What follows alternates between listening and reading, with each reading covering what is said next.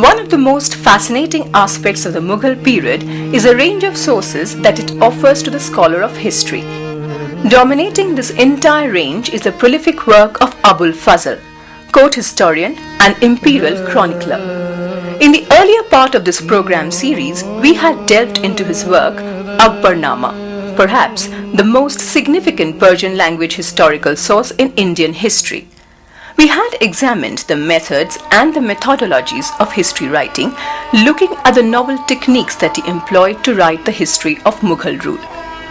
There were a few occasions when Abul Fazl was critical of Akbar, but in a larger sense his mandate was clear: a court historian idealizing his patron and elevating him to a semi-divine status.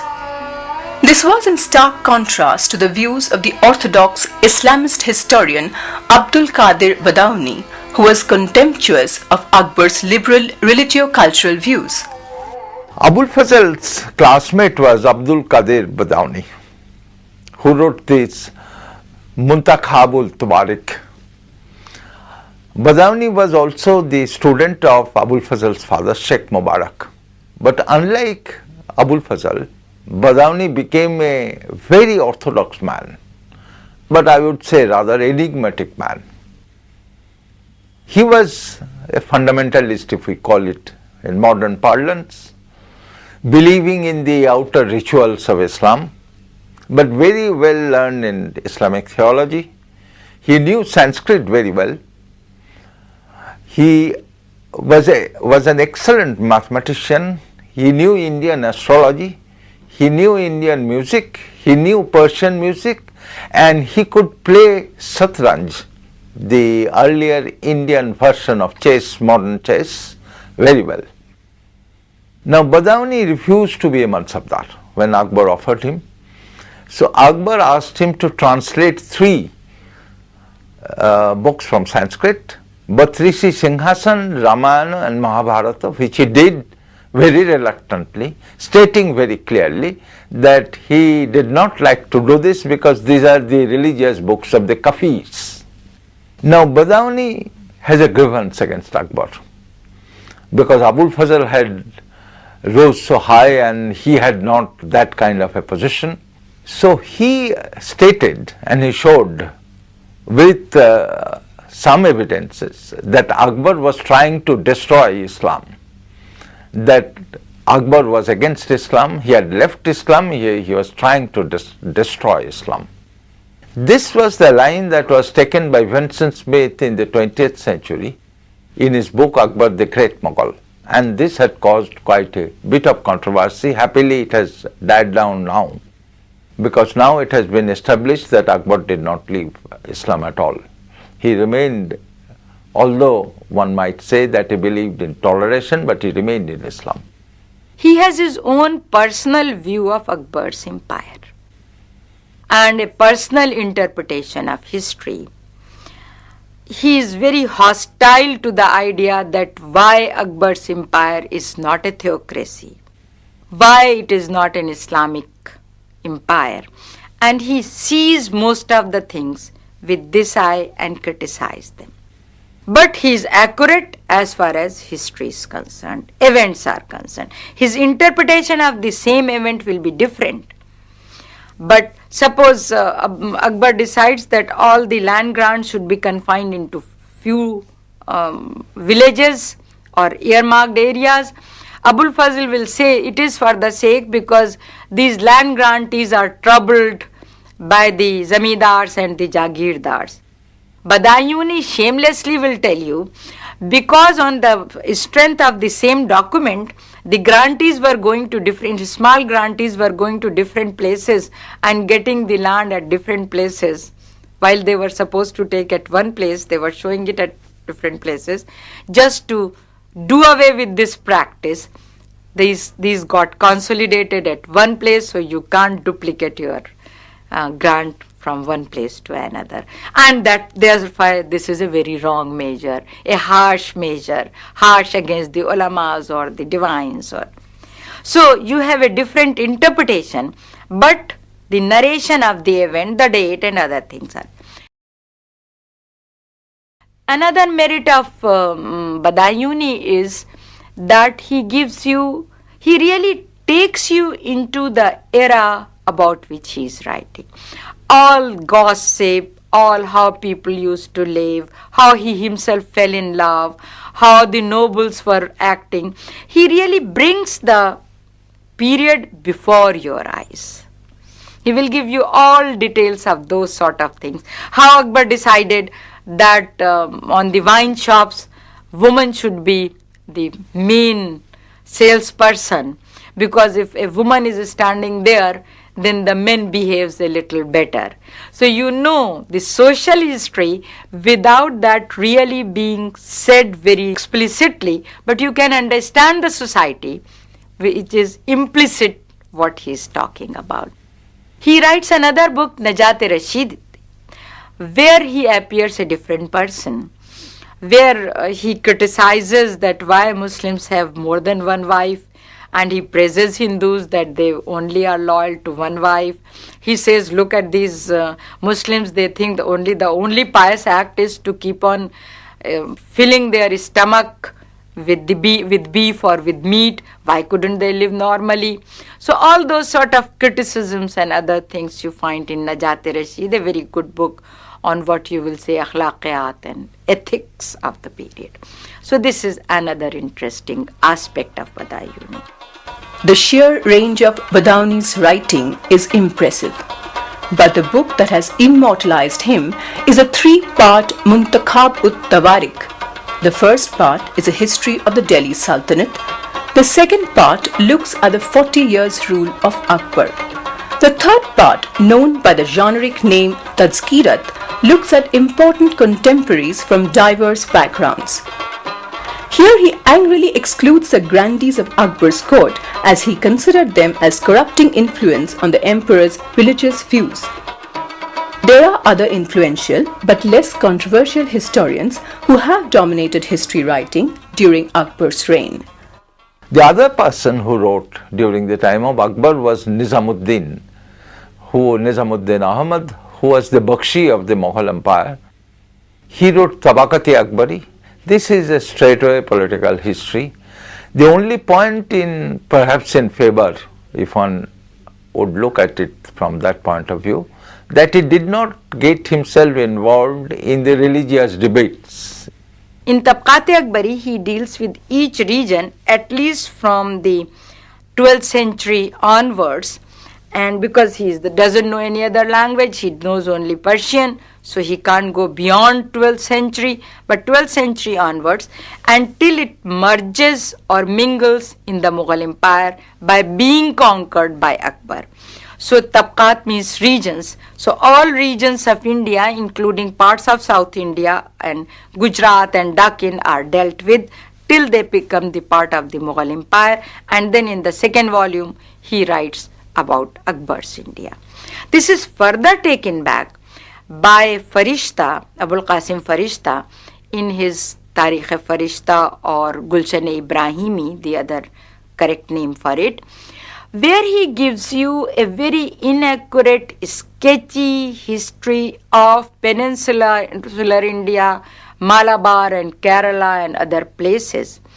But in spite of that, whether the history is accurate or inaccurate, because he has no sources, he didn't know Sanskrit, there is now India as India there. Parts which have not come under the control of the Mughal Empire, all are so part of India. So you can envision India in that part of history. The prolific writing of history that happened during Akbar's rule slowed down during the rule of his son and successor Jahangir. The most significant work of this period was the imperial autobiography Tuzuk-e-Jahangiri or Jahangir-Nama, which gave some interesting glimpses of the times. Objective history writing flourished again during the rule of Shah Jahan, Akbar's grandson. Shah Jahan ascended the throne in 1628 after the death of Jahangir, and he immediately ordered that a book on history should be written of his reign, which would surpass Abul Fazl's Akbarnama. For this purpose, two historians were appointed. Jalaluddin Tabatabai was one, and Muhammad Amin Kazvini another. They worked for many years from the archives and wrote 2 volumes. The 3rd volume they could not complete, which they had planned. This was completed by another person named Muhammad Waris. Padshahnama, as this book was called, was meant to match Akbarnama in scope and importance. The arbitrary change of dating system by Shah Jahan, ostensibly under pressure from orthodox ulemas, made the rewriting of Padshahnama unavoidable. Abdul Hamid Lahori's profile as a man of faith made him an ideal candidate for the job. 3 different historians write about different period. Qazvini writes for the first 10 years, then Lahori goes back to the entire period, first 20 years, and then Waris the last 10 years. One doesn't know why Shah Jahan's Qazvini is stopping writing and Lahori is again writing that. One reason given is that Shah Jahan changed the era from the Ilahi era, which was solar, to Hijri era, which was lunar. So all dates have to be converted, and Qazvini last all concerned with that, and he stopped writing, and Lahori gave both the era and continued to write. So perhaps one doesn't know whether this was the reason. Another reason assigned is that Shah Jahan started changing his religious policy from the 10th regnal year, and Lahori wrote in a different manner.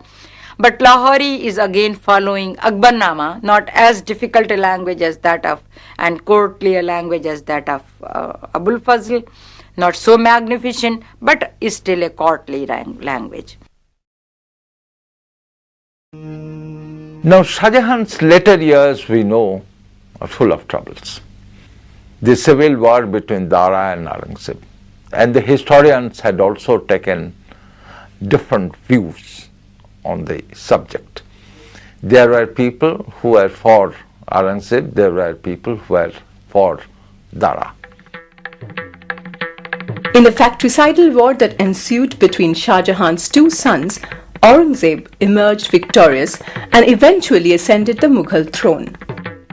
Aurangzeb's orthodox religious belief and his perceived anti-Hindu stance has always been a highly contested area of Indian history. For Aurangzeb, there was Muhammad Qasim who wrote Alamgir Nama, and later on there was another one, Saki Mustad Khan, who wrote Masiri Alamgiri, which has been translated by Jadunath Sarkar into English and published by the Asiatic Society of Calcutta. Saki Mustad Khan's Masiri Alamgiri is actually almost a gazetteer. He had given the promotions, demotions of officials, the breaking of temples, this, that, and so on and so forth. Now, Aurangzeb's reign is full of controversy, and I may present here 2 such controversies and the present opinion of the historians. One is the view of Jadunath Sarkar and S.R. Sharma. They said that in the civil war between Dara and Aurangzeb, the Hindus had taken the part of Dara and the Muslims had taken the part of Aurangzeb. Athar Ali of Aligarh Muslim University, who is now dead, he had shown by statistical information that both the Hindus and the Muslims, the number remaining the same in both sides. Therefore, this argument of Jadunath Sarkar and S.R. Sharma does not hold good. There is the second controversy that Aurangzeb was a Hindu hater. He has taken measures against the Hindus, and he did not recruit Hindu nobles. Athar Ali had shown this is exactly the opposite. during the reign of Aurangzeb, the largest number of Hindus were taken as Mansabdars if we take the reigns of all the Mughal emperors. That the Marathas were taken as Mansabdars instead of the Rajputs, which was the earlier policy of Akbar. So the Rajputs were disregarded, relegated into the background, which they did not like, and the Marathas were taken as Mansabdars. Whether they did the service for the Mughal emperor, that is a different story. But the fact remains that one could say that during the later years, last 20 years of Aurangzeb's life, Aurangzeb was against the Rajputs, but he was for the Marathas. So therefore that controversy is solved at the moment. Aurangzeb's reign saw an immense amount of Mughal official documentation. In addition to the official histories, there were a large number of imperial correspondences in the form of orders, decrees and even letters. During the time of Aurangzeb, we get a large number of other documents, particularly farmans and so on and so forth, with which we come to the next, the farmans, parwanas, sanads and so on and so forth. There are different kinds of farmans. But the one that has been quoted very much is the farman given by Aurangzeb to Rasik Das Karori, a revenue official in Gujarat in 1666, because it lays down the Mughal policy, Mughal state policy on revenue and agriculture. But apart from that, there were other sanads and parwanas and so on and so forth of the provincial governors and others. Apart from these, there were the letters of Aurangzeb, as I have said. In these letters, which are mostly personal, but the letter of the Mughal emperor is always official. For example, I may quote one, give a brief gist of one. Aurangzeb was writing to his grandson, Azimuddin, who was the provincial governor of Bengal, Subadar as they call him, during the late 17th and early 18th century. And Aurangzeb first of all was asking for mangoes, which he liked very, very much. Then he was saying that you should not sit on the charpai because people would think that you are the emperor and not myself. You should sit on the ground. These kind of things are written there. Now, apart from these letters, there were certain other provincial works, Persian, in Persian language. I may refer to, there are several. One is by Mirza Nathan, who was the son of the Subadar Islam Khan in early 17th century Bengal. It is called Baharistani Kaibi. The importance of this book, which has been translated in English from Guwahati in 1936 by Dr. M.I. Bora in 3 volumes. The importance of the book lies in this, that it gives the history of the establishment of the Mughal rule in Bengal, the defeat of the turbulent Zamindars and so on and so forth, other measures taken. The second book that I may mention, almost at the end of the Mughal Empire, at least their power was gone, is written by Ali Muhammad Khan in 1759 from Gujarat, from Ahmedabad actually, who was the last Mughal Dewan of Gujarat. It is called Mirati Ahmadi. This gives the history of the Mughals in Gujarat right from the beginning till the end and how the Marathas are gradually coming into the power. During this period, a large number of historical works were undertaken in the provinces under Mughal rule. Some of them throw light on various aspects of the period, often overlooked by court historians. These Persian writings include works by Mughal officers serving in the provinces and tuned to its local reality. And contrary to popular belief, many of these officers were Hindus. So there are different kinds of Persian sources. Then there are 3, I might say, 2 by a Hindu and 1 by a Muslim. The Hindu one The first one is by Ishar Das Nagar, a Nagar Brahmin of Gujarat, who was a good fighter, who fought for Aurangzeb during the Rajput war against the Rathors. He wrote on the war, he wrote on the anti-Hindu measures of Aurangzeb, but did not express his own opinion. He did not give the grievances of the Hindus. He didn't say anything about that. The other one was Bhimsen Saxena, who was a Kayastha of UP. His father was a government official in Burhanpur, and he wrote from there on the problem of the Marathas and so on and so forth. There too, you have very interesting histories written like Bhimsen's Nuskha Dilkusha. Bhimsen will have an interpretation of the things which he is recording. It's not just narration but interpretation. I'll just give you one example of that. He goes to Deccan with the Aurangzeb's army. For the first time sees sea and is very impressed by seeing the huge sea, which he thinks looks like a mountain. But then he looks at the magnificent Vijayanagar Empire's temples, and he immediately thinks how these temples become possible. And he has an interpretation of his own for that.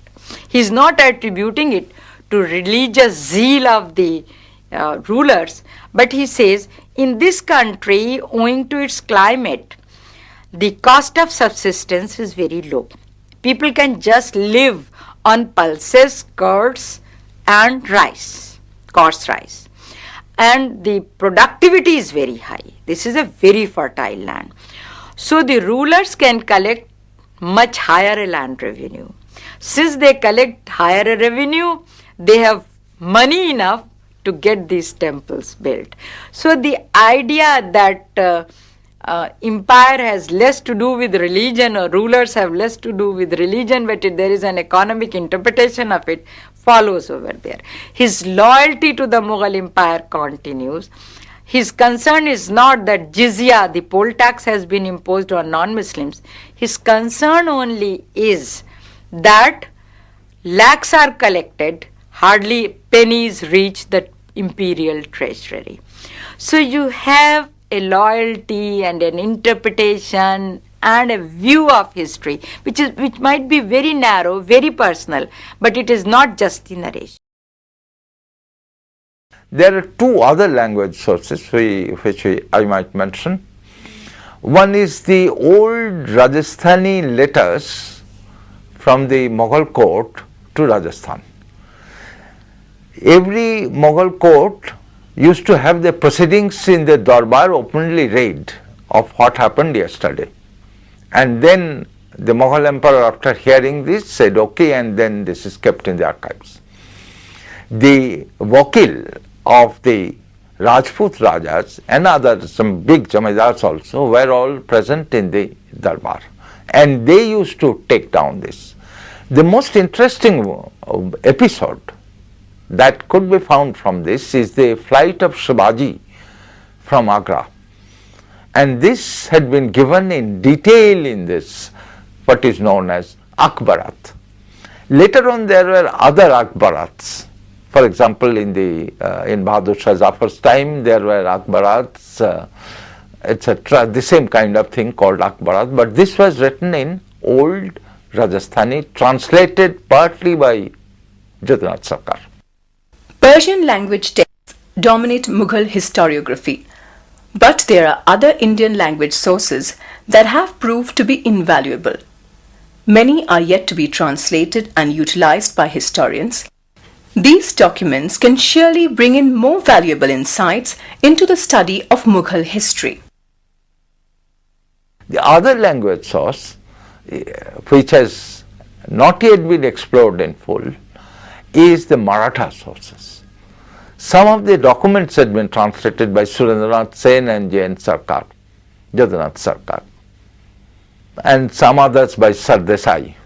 But the principal volume still remains unexplored, unpublished and untranslated. This gives the full history, some of which had been seen by Jagannatha Sarkar with the help of Sardesai, gives the full history of the decline of the Mughal Empire in the second half of the 18th century and the rise of the Maratha power.